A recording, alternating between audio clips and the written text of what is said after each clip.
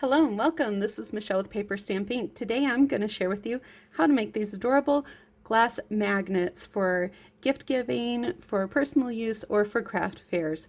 Now my channel is all about teaching you how to take paper, stamps, and ink and get creative. If that sounds like something that you'd enjoy, make sure you hit the red subscribe button down below, ring the bell, and you'll get notifications of future projects.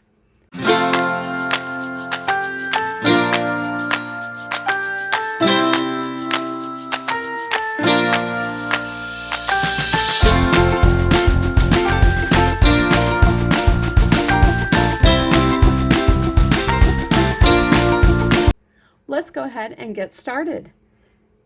So I'm going to share with you the supplies you're going to need first. So first you're going to need some glass beads. This one is one of my imperfects and I used all of mine already, my good ones. So I'm going to demonstrate this one with you, but you do want to, when you get these bags of them, there are always some that are not exactly perfect, that'll have some chips. So make sure you pay attention to that before you get too far into the process.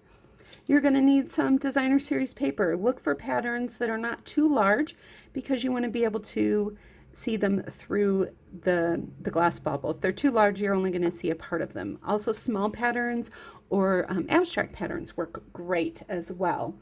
We're going to need some Mod Podge and a foam brush. We're going to need some rubbing alcohol and some cotton pads. We're going to need some E6000, some magnets, and a 1 1/4 inch hole punch. Let's go ahead and get started on our project. So I have some of these already prepared part way through because sitting here watching glue dry, not that exciting, guys. I figured you didn't want to have to watch that.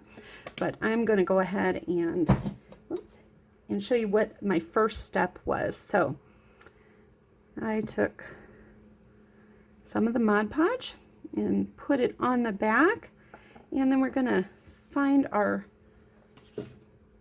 picture that we like with the DSP, and I'm making sure that I get one of those blooms in there. And then I'm going to take and put some Mod Podge on the front of that as well. Give it a nice good adhering down. We're not going to worry about how messy this is. It is a messier project. I feel like I'd rather have more glue or more Mod Podge on there than too little, and we'll clean it up later. So once I have those two adhere together, I'm going to come back and give one more good coat of that and set that aside to dry. Now I have already got some of my pieces prepared. So this one I've already done the first coat. After I do the first coat, I come back in and I look and see if there's any overhanging. So that one's overhanging just a tad there. So I'm going to come and give it a little trim where I see that overhang and give it one more coat of Mod Podge and let that sit aside to dry. Now how long it takes to dry is going to depend on the humidity in your area, and I like to make sure that mine are good and dry, so I usually just plan to do these over a few days. So I'll do step 1 and leave them overnight, and I'll come back in and do the trimming in step 2, and then I'll come and do the final step. Let's see, got a couple of these ready to go where I've done the trimming. I've let that final coat of Mod Podge dry, and I'm going to come in here, give it a little swirl. When you pick this up, the E6000 tends to get a little drippy, and I don't want strings all over my project. And I'm going to come in with my magnets and set those aside on there. Now the rubbing alcohol and the cotton pad, before I do that first adhering, I always clean them off on both sides because there may be some residue on my marbles. But then I also come in at the end when everything is adhered down and dry and do one last cleaning with the rubbing alcohol, just to make sure that I get it nice and neat.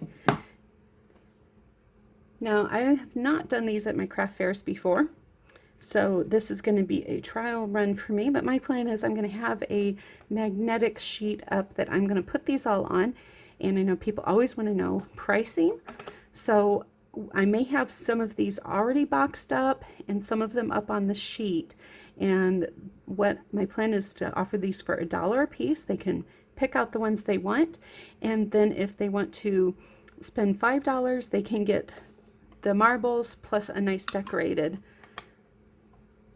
tin to give it for gift giving, and I will give them a gift tag as well to add on. So I think I'm going to leave this open, but I might come in and put a tag or an embellishment on the top here, especially on the ones that I have pre-packaged, because I'll know what coordinates with them. Let me know what you think. Put a tag on the top or an embellishment, no embellishment. Not really sure which way to go on that. So I plan to offer these for $5. The ones in the tin, I think they make a really nice gift, and $5 is a great price point for a small gift item, and they're definitely beautiful. Now, if you're making these for someone yourself, you can customize the paper to what they enjoy. Think about theme papers based on their interests. Color coordinate with their office or their home, and I think these are a great fun little gift item. Hope you enjoyed my tutorial today. Don't forget to grab your paper, stamps, and ink and get creative.